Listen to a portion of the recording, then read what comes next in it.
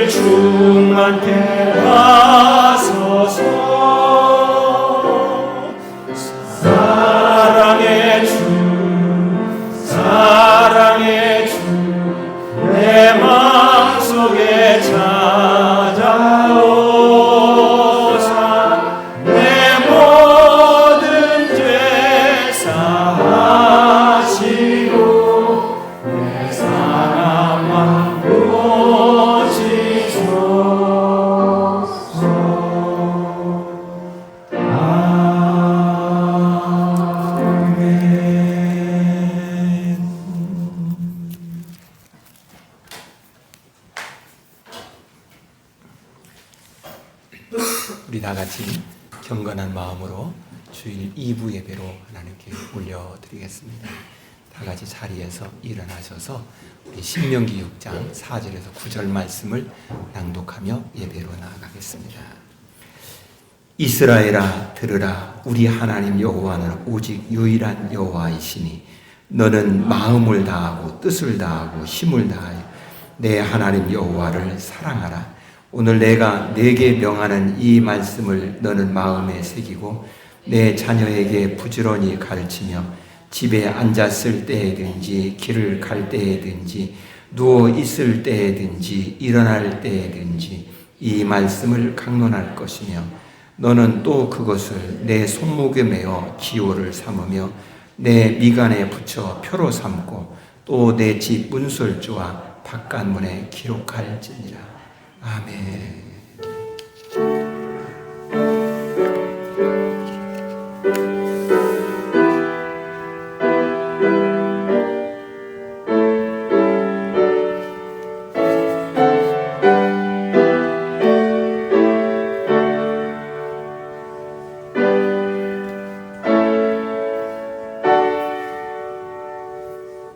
우리를 영원한 지옥에서 천국으로 옮기시기 위하여 당신이 육신으로 오셔서 모든 고난을 다 담당하신 주님,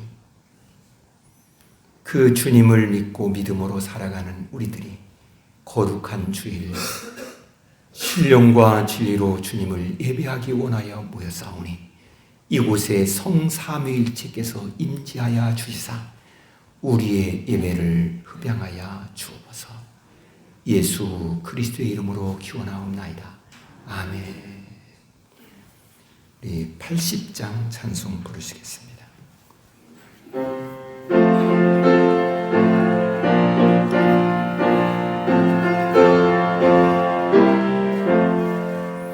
천지에 있는 이름 중 귀하고 높은 이름, 전하시기 전 지으신 구주의 이름 예수.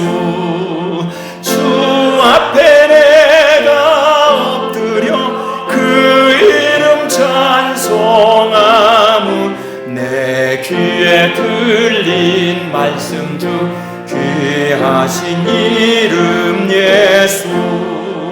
주 십자가에 달릴 때 명패에 쓰인 대로 저 유대인의 왕이요 고들이 왕이시라. 주 앞에 내가 엎드려 그 이름 찬송하무, 내 귀에 들린 말씀 중 귀하신 이름 예수. 지금도 살아계셔서 언하시느니, 나 같은 죄인 부르사 참 소망 주시도다. 주 앞에 내가 엎드려 그 이름 찬송하무, 내 귀에 들린 말씀 중 귀하신 이름 예수. 주 예수께서 영원히 어제나 오늘이나 그 이름으로 우리에게 참 복을 내리신다. 주 앞에 내가 엎드려 그 이름 찬송하무, 내 귀에 들린 말씀 중 귀하신 이름 예수. 아멘. 사도신경으로 신앙 고백합니다. 나는 전능하신 아버지 하나님 천지의 창조주를 믿습니다. 나는 그의 유일하신 아들 우리 주 예수 그리스도를 믿습니다. 그는 성령으로 잉태되어 동정녀 마리아에게 낳으시고 본디오 빌라도에게 고난을 받아 십자가에 못 박혀 죽으시고 장사된 지 사흘 만에 죽은 자 가운데서 다시 살아나셨으며 하늘에 오르시어 전능하신 아버지 하나님 우편에 앉아 계시다가 거기로부터 살아있는 자와 죽은 자를 심판하러 오시니라. 나는 성령을 믿으며 거룩한 공교회와 성도의 교제와 죄를 용서받는 것과 몸의 부활과 영생을 믿습니다. 아멘. 성시 교독합니다. 이스라엘은 이제 말하기를 여호와께서 우리 편에 계시지 아니하셨더라면, 사람들이 우리를 치러 일어날 때에 여호와께서 우리 편에 계시지 아니하셨더라면,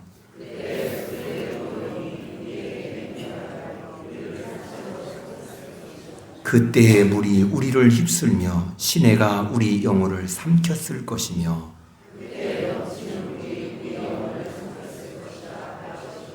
우리를 내주어 그들의 이에 씹히지 아니하게 하신 여호와를 찬송할지로다.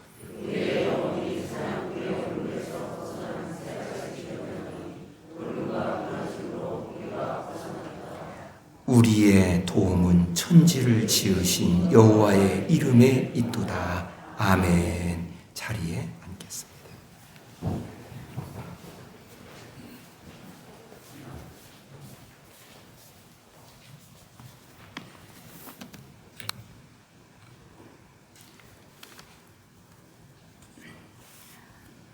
우리의 영원한 인도자 되시는 여호와 하나님, 거룩한 주일 주님의 전으로 인도해 주심에 감사와 찬양을 드립니다. 지난주 창립주일을 맞아 새생명 전도축제가 성황리에 잘 마치도록 인도해 주신 하나님께 감사와 영광을 올려드립니다. 하나님 아버지, 이 시간 고백합니다. 우리의 의가 커져서 성령 하나님의 마음을 아프게 해드렸던 적이 있습니다. 무릇 지킬 것은 우리의 마음이라 하셨기에 우리 마음에 교만이 들어가지 않게 하여 주옵소서. 우리의 삶 가운데 부지 중에 우리의 의를 내세울 때가 있사오니 우리의 심령을 주장하여 주시고 말로 표출하기 전에 행동하기 전에 화평의 영을 부어주시어 평온케 하여 주옵소서. 우리 신앙의 연수가 헛되지 않도록 날마다 조금씩 성숙하는 믿음 주옵소서. 우리의 마음이 두 마음을 갖지 않게 하옵소서. 성령의 열매를 생각하며 우리의 마음을 다스려 많은 이에게 격려와 유익이 되도록 인도하옵소서. 우리의 말 한마디 행동 하나가 가정을 살리고 교회를 살리고 나라를 살리는 희망의 불씨가 되게 하옵소서. 이 나라 이 민족을 위해 기도합니다. 지난 역사를 볼 때에 어느 시대나 나라의 흥망성쇠와 사건 사고가 끊이질 않았지만 도우심의 손길로 지금까지 왔습니다. 지금의 현실에 절망치 않게 하시고 하나님만을 바라보며 미래의 꿈과 희망으로 나아가게 하옵소서. 나라의 위정자들이 신앙 양심으로 바른 정치를 하도록 인도하옵소서. 우리 안에서 행하시는 인 하나님이시니 자기의 기쁘신 뜻을 위하여 우리에게 소원을 두고 행하게 하신다 하셨습니다. 하나님께서 기도 가운데 역사하심을 믿습니다. 우리가 기도할 때에 평강과 복과 은혜를 주시고 열매를 맺게 하사 모든 기도에 응답해 주심을 믿습니다. 하나님 아버지께서는 우리에게 생명을 주셨는데 우리는 하나님 아버지를 위해 무엇 했냐고 물으신다면 흔쾌히 대답할 것이 없어 부끄러울 뿐입니다. 이제부터라도 생명의 빚진 자로서 한 영혼을 향한 구원 사역에 열심을 내겠습니다. 하나님 아버지, 우리의 자녀들이 혼란한 세상에서 믿음을 잘 지킬 수 있도록 인도해 주옵소서. 다음 세대로 믿음을 이어갈 수 있는 담대함과 역량을 키워 주옵소서. 육신의 질병으로 고통받는 자들을 주께서 치유하시고 온전히 회복케 하여 주옵소서. 목사님 영육간에 강건케 하시고 말씀의 권능을 덧입혀 주시어 우리가 말씀을 들을 때에 영혼을 소생시키며 깨달음을 주시고 심령의 변화가 있게 하여 주옵소서. 교회를 위해 수고하는 손길들 있습니다. 축복하여 주옵소서. 찬양으로 준비하는 찬양단 위에 함께하사 은혜 더하여 주옵소서. 하나님 아버지, 우리 가운데 마음에 상처받은 영혼들이 있습니다. 주님의 사랑으로 어루만져 주시고 치유하여 주옵소서. 우리가 세상의 헛된 것들을 바라보며 주의 은혜를 놓치며 살았습니다. 고달픈 삶의 현실에서 주 예수님만을 바라보게 하여 주옵소서. 사망 가운데 놓여진 우리를 건지신 주 예수님을 찬양합니다. 우리의 눈물을 거두신 주님을 찬양합니다. 영원히 찬양합니다. 감사를 드리며 이 모든 간구를 우리의 영원한 처소가 되시는 예수님 이름으로 기도드립니다. 아멘.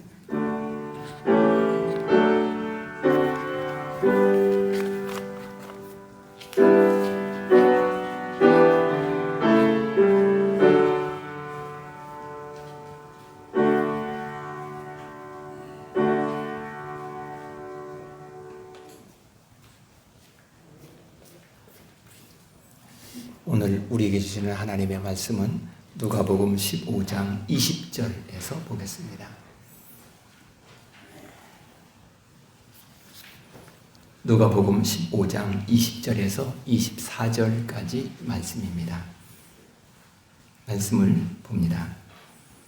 이에 일어나서 아버지께로 돌아가니라. 아직도 거리가 먼데 아버지가 그를 보고 측은히 여겨 달려가 목을 안고 입을 맞추니 아들이 이르되 아버지 내가 하늘과 아버지께 죄를 지었사오니 지금부터는 아버지의 아들이라 일컬음을 감당하지 못하겠나이다 하나 아버지는 종들에게 이르되 제일 좋은 옷을 내어다가 입히고 손에 가락지를 끼우고 발에 신을 신기라. 그리고 살진 송아지를 끌어다가 잡으라. 우리가 먹고 즐기자. 이 내 아들은 죽었다가 다시 살아났으며 내가 잃었다가 다시 얻었노라 하니 그들이 즐거워하더라. 아멘. 우리는 오늘 이 말씀을 중심으로 제목을 회복의 능력, 사랑. 다른 말하면 모든 것이 회복되어지는 회복의 능력이 어디서부터 오나 사랑에서 출발한다 라는 이야기를 같이 나누고자 합니다. 우리는 지난주에 같이 우리 창립기념주일 예배를 드리면서 하나님이 사랑하는 한 사람, 당신이라 하고 했습니다. 우리가 은혜의 절정이 되어지면은 그 마음이 들지요. 내가 가장 사랑받는 사람이라는 생각이 들어요. 그리고 저분에게 향한 내 마음이 깊은 이 회복이 되어지면은 가장 나를 사랑하는 사람이 누구냐라고 그러면 그 사람이고, 그가 나를 사랑하고 서로 이런 관계가 회복이 되어지고, 그렇지 않습니까? 우리 톨스토이의 문학 작품이 많죠. 많이 있는데 그 중에 톨스토이 인생의 그 말년쯤 그쯤에 쓴 작품이 있어요. 네, 그 중에 물론 여러 가지 있습니다만 그 중에 한 두어 곳 제목을 이야기해 보면 하나는 사람은 얼마만큼의 땅이 필요한가? 라는 제목의 그 조금 짧은 단편 소설입니다. 그리고 또 하나의 글이 있는 것은 사람은 무엇으로 사는가? 라는 것입니다. 이 둘 다 이게 뭐 길지 않기 때문에 뭐 이렇게 기차를 탄다든지 여행을 할 때에 잠깐 1시간 이상 이 정도 여행을 한다면 그거 쭉 보면은 충분히 하나 정도 충분히 읽을 수 있는 그런 정도의 분량이죠. 첫 번째 사람은 얼마만큼의 땅이 필요한가? 라는 제목. 여기에 등장하는 제목, 그 주인공이 파흠이죠. 파흠이라는 점. 이제 물론 내용은 여러 가지 여기저기 전개되어집니다만 그 중에 중요한 내용이 하나는 이렇게 제안을 하죠. 내가 당신이 여기서 출발을 해서 쭉 해가 넘어가기 전에 한 바퀴를 돌아오라. 그러면 그 돌아오면 그 안에 있는 땅은 당신의 것이 된다. 이런 말을 듣죠. 그 약속을 받고 너무 좋아했죠. 그래서 막 신이 나서 그 땅을 쭉 한 바퀴를 돕니다.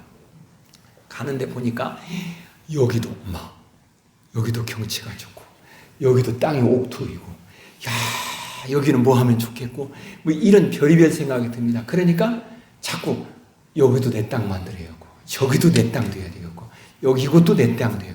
그러다 보니까 점점 멀리 가게 됩니다. 그런데 이 사람이 반환점의 시간을 계산하지 않죠. 그래서 이 땅도 내 거, 저 땅도 내 땅, 저 땅도 다 만들다 보니까 해가 어느덧 넘어가기 시작합니다. 그냥 두면 해가 넘어가기 전에 출발점에 도착하지 못할 것 같습니다. 그래서 부지런히 이 해가 넘어가기 출발점에 도착하려고 갑니다. 땀을 뻘뻘 갑니다. 왜? 이게 도착하느냐 못하느냐, 땅이 내 것이 되느냐 안 되느냐는 그런 결정이 되는 결정적인 순간이니까 얼마나 사력을 다했겠어요. 온 힘을 다해 몸이 숨이 탁탁 맞춰옵니다. 그거 아니야, 이 땅 내 땅이라고 약속을 했어. 그러고 달려갑니다.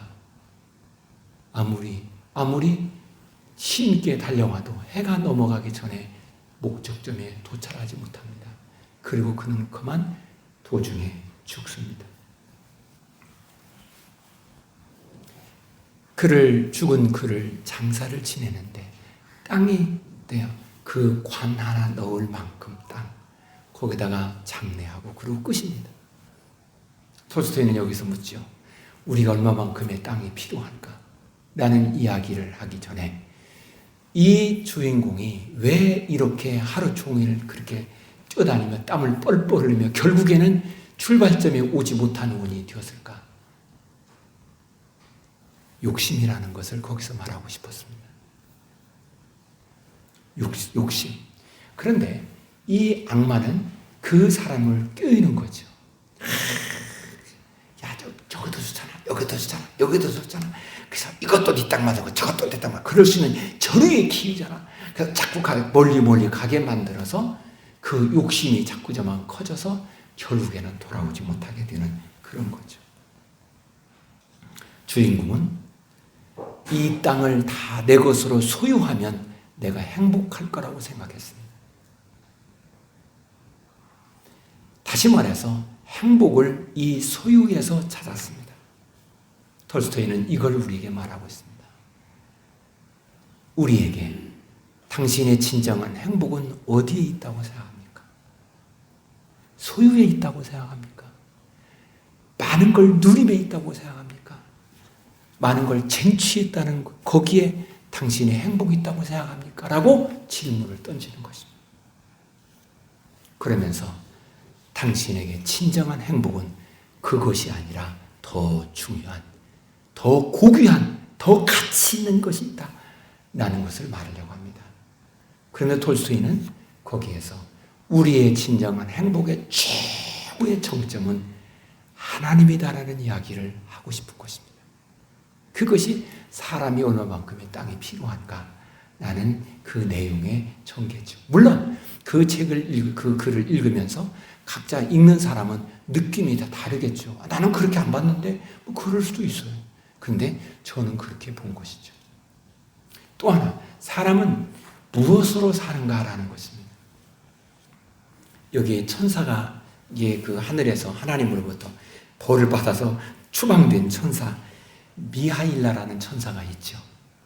그가 성전 그 교회 문 앞에 그 추운데 그 저녁 밤에 눈보라가 내리치는 그 추운데 발가벗겨 누워 있습니다.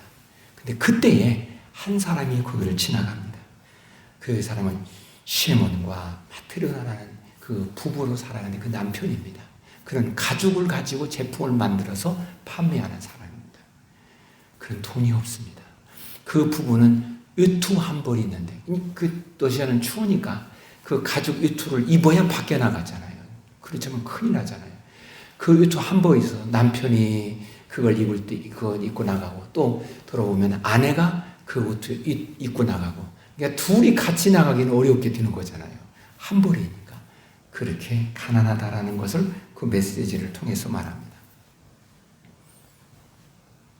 그런데 그가 장에서 물건을 팔고 그리고 저녁 때 집으로 돌아오다가 이 교회 앞문 앞에서 뻘거벗고 누워있는 한 청년을 발견해서 그에게 자기 투를 입히고 자기 집으로 데려옵니다.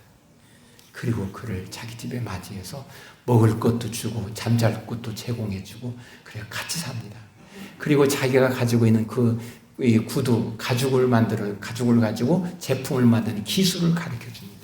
어느 날 그 집에 한 귀족이 오지요. 그리고 말을 합니다. 그는 아주 고급 가죽을 가지고 와서 이것을 가지고 가장 멋진 구두를 만들어 달라고 말합니다. 그래서 발을 잽니다. 다 재고 이제 그 귀족은 갑니다. 이제 이 천사가 아직은 이 쉐몬은 모르죠. 구두를 만들으라고 이제 말한 대로 만들기 시작합니다. 그런데 아니 가장 멋진 구두를 만들어야 될 판인데 이 만드는데 사람이 죽으면 신고 가는 그 구두를 만듭니다. 기절할 정도로 놀라죠.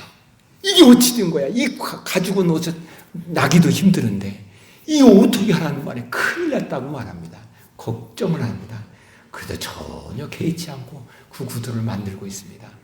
한참 만들고 다 만들어가는 그 시점에 그 집에 한 사람이 돌아오죠. 들어와서 말합니다. 얼마 전에 구두를 만들려다가 한 그 집, 이제 그 구두는 필요가 없게 되었으니 사람이 죽으면 신고 갈 구두를 만들어 주세요 라고 말합니다. 그게 스토리입니다. 쭉 이야기가 전개되어집니다. 이 사람은 왜 하나님으로 벌을 받아서 추방되었을까?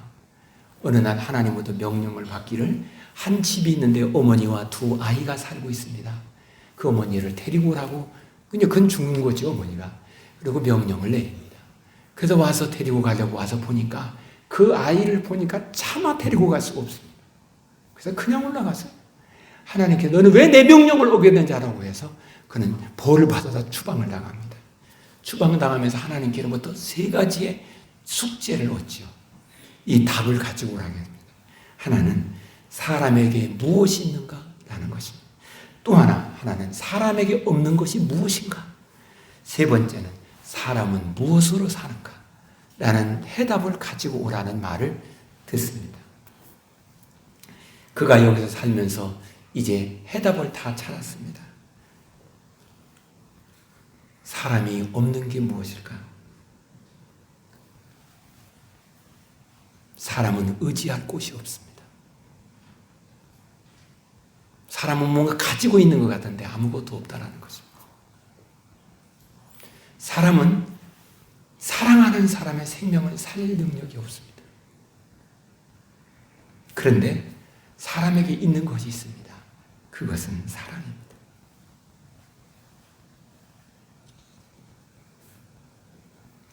그 사랑을 가지고 어떻게 살아야 할 것인가? 이게 그 책에서 우리에게 말하려고 하는 중요한 이야기라고 봅니다. 오늘 본문은 누가복음 15장으로서 세 가지의 비유를 말합니다. 첫 번째 비유는 잃은 양의 비유입니다. 어느 사람이 양 100마리가 있는데 그 중에 한 마리를 잃어버렸습니다. 99마리를 놓고 찾아서 한 마리를 찾았습니다. 자꾸 찾았습니다. 그 양을 둘러매고 집에 돌아와서 잔치를 합니다. 양 한 마리보다 그 잔치 비용이 더 듭니다. 이게 첫 번째 비유입니다. 두 번째 비유는 10드라크마가 있는데 그 중에 한 드라크마를 잃었습니다. 온 집안을 다 뒤지고 찾고 찾아서 결국에 찾습니다. 역시 또 잔치를 봅니다. 한 드라크마보다 더 많은 비용을 지불합니다. 세 번째 비유는 형제를 두고 있는 아버지가 있습니다. 그리고 그 아들 중에 둘째 아들이 아버지에게 말하죠. 아버지, 내게 돌아올 분깃을 지금 내게 주세요. 그러자 아버지는 그 분깃을 그 아들에게 줍니다. 그러자 그 아들은 그만 그걸 가지고 와서 멀리 가서 허랑방탕에 삽니다. 그러면 우리는 이 세 비유를 가지고 이야기할 때에 초점을 어디다 두기가 쉬우냐면 잃은 양에다 초점을 두기 쉽습니다. 잃은 드라크마, 한 드라크마에 초점을 두기 쉽습니다.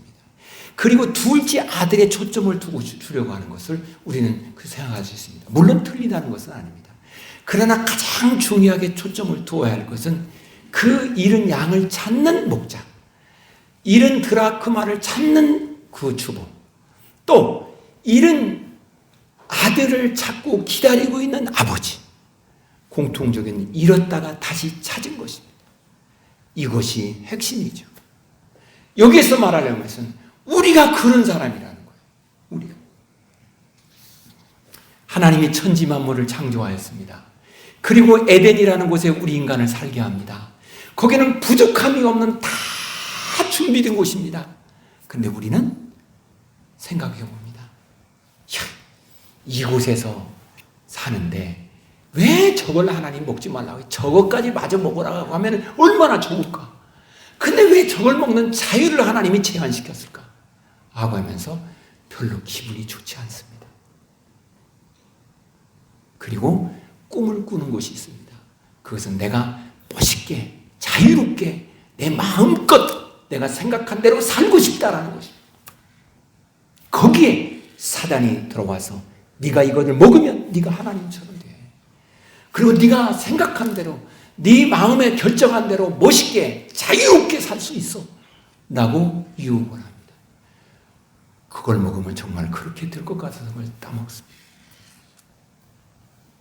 그래서 그 아담 하와는 에덴에 추방됩니다. 잃어버린 아들이 됩니다. 그 후에 하나님은 이 잃어버린 아들이 다시금 하나님께로 돌아와 살기를 하나님은 계속해서 원합니다. 그런데 에녹의 시대에 사람들이 죄악에 빠져갑니다. 더 하나님과 상관없이 살아갑니다. 그 후에 노아의 시대가 가니까 이건 하나님 물로 심판하지 않으면 안 될 만큼 더 깊은 타락에 깊은 노력에 빠져버립니다. 홍수로 심판하면 이제는 저들이 좀 하나님 잘 믿어야지, 하나님 그렇게 살고 생각할 줄 알고 기다렸는데, 아니 이번에는 바벨탑을 쌓습니다. 하나님을 대적합니다. 더욱 죄악의 깊은 나락에 빠져갑니다. 이것이 우리입니다. 그리고 그것이 우리의 자유라고 생각합니다. 내가 생각한 대로, 내가 계획한 대로, 내가 원하는 대로 살아가는 그것이 자유라고 생각합니다. 그것이 자유입니까? 내가 먹고 싶은 대로, 내가 누리고 싶은 대로 마구마구 살아갑니다. 그것이 자유라고 생각합니다. 그것이 자유입니까? 사람의 질서를 다 무너뜨리는데, 내 몸의 건강을 다 무너뜨려 버리는데 그것이 자유일까? 네, 그 자유를 누렸는데 내 몸의 건강을 다 훼손돼 버렸다면 그 자유가 진정한 자유일까요? 내가 살고 싶은 대로 살아갑니다. 내가 말하고 싶은 대로 말합니다. 내가 하고 싶은 대로 행동합니다. 그러므로 사람과 사람끼리의 관계가 다 무너져 버립니다. 그것이 자유일까요? 우리는 그게 자유라고 생각합니다. 근데 하나님은 그러한 우리가 돌아오기를 원합니다. 그래서 돌아올 길을 만듭니다. 야, 너희가 죄를 지으면 소를 잡고 양을 잡고 비둘기 잡아서 이렇게 해라. 그러면 내가 너를 용서해 줄게. 그리고 내가 너와 함께 있을게. 사람들은 그 말을 듣고도 자기들이 살고 싶은 대로 우상을 만들어 우상에 빠져갑니다. 그것이 오늘 우리들입니다. 그것이 세상의 삶입니다. 그리고 그것이 문화라는 이름으로, 그것이 자유라는 이름을 가지고 사람들은 그것이 좋다고 그 길로 갑니다. 아무리 그것이 옳은 길이 아니라해도 그렇게 말하는 우리를 정신없는 사람이라고 생각하죠. 성경의 이 둘째 아들 탕자는 왜 아버지로부터 분깃을 받아가지고 갔을까요? 그것은 아버지 앞에서 여기 살면 자유가 없다고 생각했죠. 아버지로부터 이 분깃을 가지고 저에게 살면 내가 멋지게 살 수 있다고 생각했겠죠. 그리고 아버지가 돈을 버는 것보다 저희가 돈을 벌으면 더 많이 잘 벌 거라고 생각했겠죠. 내 인생에 아주 멋진 그런 유토피아적인 그런 멋있는 생일을 살 수 있다고 생각을 했겠죠. 그걸 아버지가 몰랐을까요? 그러면 알았으면 분깃을 주지 말아야 옳지 않을까요? 근데 아버지는 줍니다. 왜 그럴까요? 같이 살고 있습니다. 같이 살고 있는데 아버지에 대한 고마움을 가지고 있지 않습니다. 이것이 나를 굴레에 굴복, 속박하는 자유를 다 빼앗아 버리는 것 같다고 생각합니다. 아버지는 이 아들이 저희 가서 비록 어떻게 한다 할지라도 결국 이 아들은 돌아올 것을 아버지는 압니다. 그런데 한 가지 아버지가 그리는 그림이 있습니다. 아버지 집이 얼마나 좋은가를 이 아들이 알기를 원하는 것입니다. 내가 아버지와 함께 살아가는 것이 내 인생의 가장 큰 행복이라는 것을 이 아들이 깨달아 알기를 하나님께서는, 이 아버지는 지금 기다리고 있는 것입니다. 그리고 그 분깃을 주었습니다. 그것을 알게 하기 위해는 아버지는 엄청난 수업료를, 대가를 지불한 것이 됩니다. 우리가 하나님 안에 있는 것이 진정한 자유요, 하나님 안에 있는 것이 진정한 행복이라는 걸 하나님은 우리들이 알기를 원합니다. 그래서 하나님은 우리가 거기서 돌아오기를 원하십니다. 근데 하나님은 엄청난 대가를 우리에게 지불해 줍니다. 그것이 아들입니다. 그것이 예수 그리스도입니다. 우리는 이렇게 생각할지만, 아니 뭐고 한 사람인데. 생각해 보세요. 여러분, 이 지구와 여러분의 자녀와 바꾸자고 하면은 바꾸겠습니까? 아무리 이 억만금이 있어도 사랑하는 내 아들과는 비교가 안 되는 거예요. 가장 소중한 거 아닙니까? 그런데 나를 아버지의 사랑 안에 살기를 원해서, 아버지와 함께 사는 자가 되기를 원해서 아버지는 대가를 지불합니다. 그것이 아들이었습니다. 예수 그리스도가 아버지의 뜻을 따라서 이 땅에 와서 십자가에 피 흘려 죽으십니다. 그리고 우리에게 아버지께로 가는 길을 제시합니다. 그래서 내가 길이라고 말합니다. 아버지 안에 생명을 얻는 것을 제시합니다. 예수님은 내가 생명이라고 말합니다. 그리고 이 길 외에는 다른 길이 없다라고 말합니다. 그래서 진리라고 말합니다. 나 외에는 아버지께로 갈 수가 없다라고 말합니다. 그러면서 우리에게 외칩니다. 나를 믿고 나와 함께 아버지와 함께 살자라고요. 이게 누가복음이에요. 우리는 여기서 뭐라고 말해야 좋을까요? 이 아들은 자기가 얼마나 잘못 생각했는 것을 알게 됩니다. 그래서 아버지 집으로 돌아가야겠다고 생각합니다. 그런데 한 가지, 내가 아버지께 너무 잘못했어. 그래서 아버지 아들이라고 차마 어떻게 그렇게 불러달라고 할 면목이 없어요. 그래서 종이라도 좋으니까 먹을 것만이라도 굶지 않게 해달라고. 여전히 이 아들은 아버지와 아버지의 아들이라는 것을 생각하지 않고 먹는 것에 초점이 있습니다. 그리고 돌아와서 그렇게 말합니다. 아버지는 말합니다. 먹는 것, 그것은 관심도 없습니다. 제일 가장 중요한 것은 내 아들이 다시 돌아왔다는 것입니다. 아버지의 초점은 처음부터 끝까지 이 아들에게 있습니다. 하나님의 초점은 처음부터 끝까지 여러분에게 있는 줄 믿습니다. 여러분이 하나님의 사랑 안에서 하나님과 함께 영원한 영생의 복락을 누리는 것입니다. 그리고 하나님께서 그린 그림, 요한계시록 20장, 21, 22장에서 말하는 것처럼 저 새하늘과 새 땅을 하나님은 그림을 그려놓고 준비해놓고 거기서 하나님과 우리와 함께 살기를 원하는 것입니다. 그것이 목적입니다. 우리가 이 땅에서 무엇을 어떻게 살아가는 것, 그것이 아버지의 지금 초점이 아닙니다. 아버지의 1차의 초점은 우리 하나님은 나의 아버지고 나는 하나님의 자녀라는 것입니다. 여러분, 그 일을 이루기 위해서 아들이 대가를 지불하신 것입니다. 생각해 보세요. 세상에 나를 이 행복을, 이 참 자유를 누리기 위해서 대가를 지불해 준 사람이 누가 있나요? 아무도 없어요. 예수 그리스도는 나를 위해서 이 대가를 지불해 주었습니다.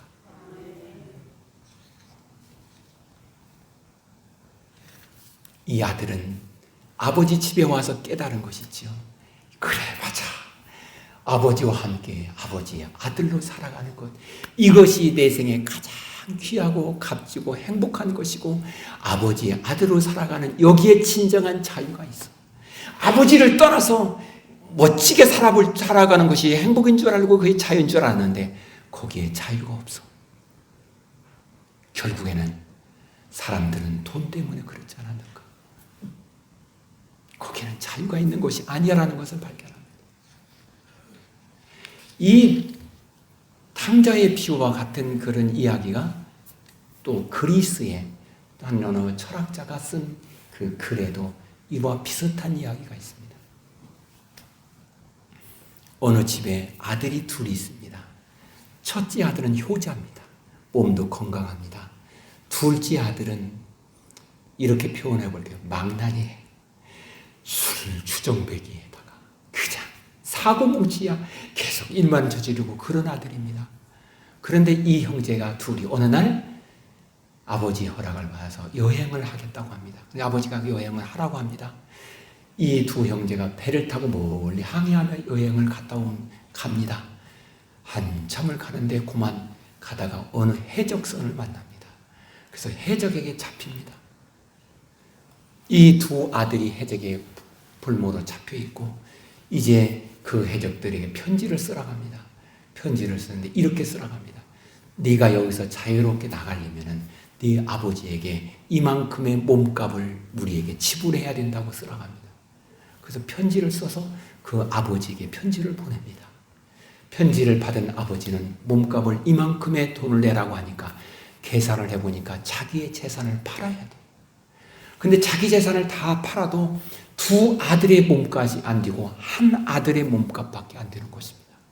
그래서 아버지는 그 자기의 부동산을 팔아서 돈을 준비해서 그 해적에게 갑니다. 그 해적에게 가서 내가 돈을 이만큼밖에 없어서 이걸 가지고 왔으니 이걸 받고 아들을 좀 풀어달라고 말합니다. 해적들은 이렇게 말합니다. 두 아들의 몸값을 가져와야 하는데 요것은 한 아들밖에 안 되니 한 아들을 당신이 선택해서 데리고 가라. 이렇게 말합니다. 큰 아들은 효자요. 몸도 건강해요. 둘째 아들은 몸도 약해. 몸이 아파. 언제 죽을지 모르는 그런 약한 조약. 그리고 망나니로 살았어요.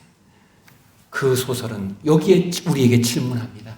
당신이 아버지라면 두 아들 중에 어느 아들을 택하여 데리고 가려고 원합니까? 라는 질문합니다.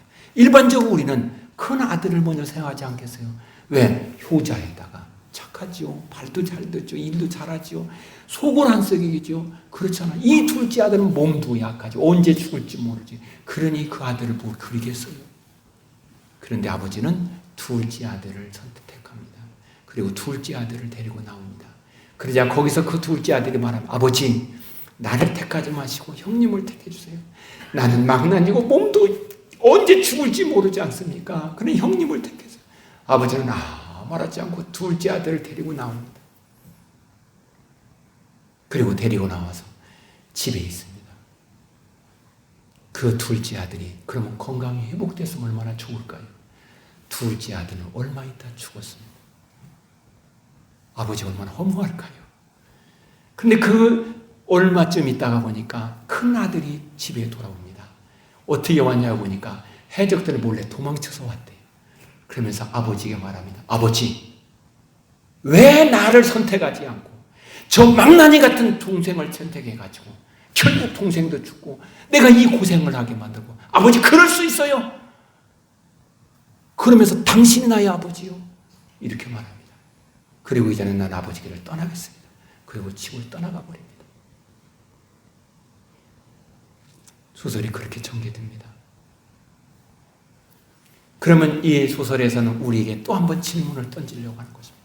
그러면 아버지는 이 큰아들은 아버지에게 그동안 효도한 것은 무슨 생각으로 효도했을까? 아버지를 존경하고 아버지를 사랑하는 마음으로 효도를 했을까? 아니면 아버지가 가지고 있는 재산, 이 둘째 아들은 망나니니까 이제 뭐 언제 죽을지 모르니까 저긴 안 돌아갈 것 같고 내가 건강하고 내가 효자니까 나에게 많이 줄 거라고 생각해서 이 아들은 효도했을까? 상황이 좋으니까. 그런데 아니거든요.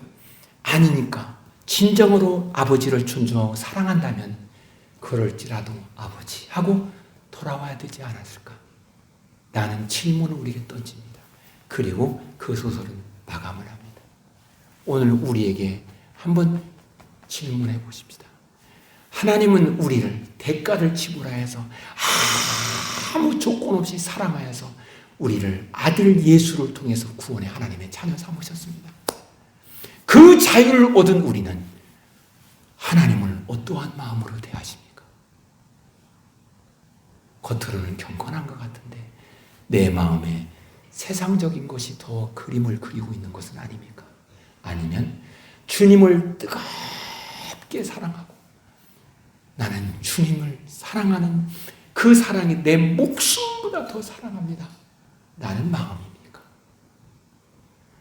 가족이 가족을 사랑하는데 그저 그냥 형제니까 가족이니까 그런 마음으로 사랑합니까? 아니면 내가 사랑하는 나의 아버지의 자녀이고 그리고 나의 형제는 같은 피를 나는 형제이니 그저 이 형제가 어떠한 상황이든지 나는 형제를 사랑하노라 그 마음으로 사랑하십니까? 이 질문을 던지는 것입니다. 그러면서 우리에게 말합니다. 하나님 아버지는 우리의 마음이 우리의 상태가 어찌하든지 무조건적으로 사랑하는 것입니다. 톨스토이의 작품에 사람은 무엇으로 사랑하는가? 사랑. 여기에 이 천사가 하늘로 올라갈 때 아무런 보답을 하지 않고 그냥 올라갑니다. 거기에 우리에게 이 톨스토이는 말하고 싶은 것입니다. 진짜 사랑은 무조건적인 것이다. 진짜 사랑은 대가를 바라지 않는다라는 것입니다. 부모님이 자녀를 사랑합니다. 거기에 무슨 대가를 바라겠어요? 자녀들이 건강하게 바른 인격 속에 잘 자라주면 그걸로 할렐루야죠. 그 사랑을 하나님이 우리에게 하고 있으니 그 사랑을 받은 우리도 역시 하나님을 무조건적으로 사랑하는 마음으로 우리 모두를 서로 사랑하며 살아가는 거기에 진정한 회복이 있음을 누가복음 15장은 우리에게 말하고 있으니 우리 그 사랑 안에 살기를 소망합니다. 그 사랑은 내 스스로가 안 되기 때문에 성령이 오셔서 우리에게 그 사랑할 마음을 주시니 성령 안에 살자는 것입니다. 성령의 충만한 가운데 살자라는 것입니다. 그렇게 내 마음대로 않을 때 성령이 나를 도와주세요. 내게 능력을 도와셔서 이 사랑으로 충만하게 하옵소서. 우리가 되기를 주님의 이름으로 축복합니다. 그리고 이 시간 하나님께 통성으로 같이 기도하십니다. 주여 내게 이 사랑으로 충만하게 하옵소서. 주여 이 사랑으로 충만하게 하옵소서. 사랑에 충만한 성령의 사람 되게 하옵소서. 우리 같이 합심의 통성으로 기도하겠습니다. 전능하신 은혜로우신 하나님을 찬양합니다. 주님 우리 모든 진정한 회복은 사랑에 있는데 무조건적으로 우리를 사랑해 주신 그 사랑이 우리가 회복되는 길이었고 그 사랑이 우리에게 생명을 얻는 길이었고 그 사랑이 우리의 삶의 진정한 의미와 기쁨과 보람과 영광 가운데 살도록 하는 능력이었습니다. 그런데 우리는 이것이 안 되기에 성령께서 오셔서 우리에게 그 사랑 안에 살도록 역사하심을 감사합니다. 그 사랑의 능력 안에서 그 사랑의 역사하심 안에서 그 사랑의 충만한 가운데 믿음으로 사는 우리가 되게 하옵소서. 오늘도 우리를 사랑하시고 역사하시는 주님을 찬양하며 경배하옵나니 영광을 받아 주시옵기를 예수 그리스도의 이름으로 기도하옵나이다. 아멘.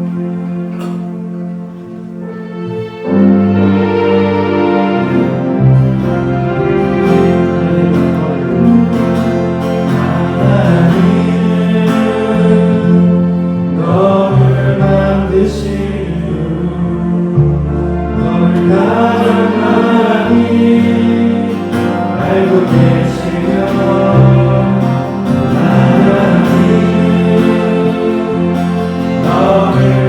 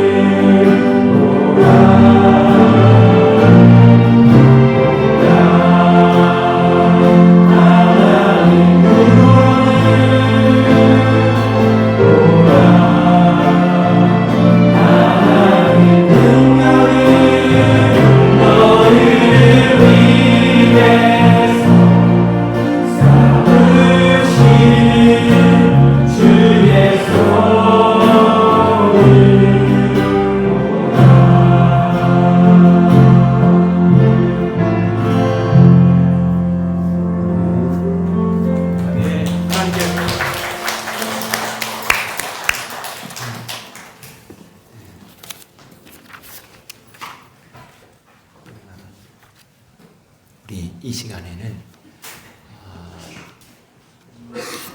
우명견 집사님이 나오셔서 특송을 하도록 하겠습니다. 지난주에 했는데 이 반이하고 음향하고 이게 시스템이 문제가 생겨서 제대로 이제 정리를 해서 하나님께 영광 올리는 시간을 갖겠습니다. 올라와서 하는 게 안 좋을까요?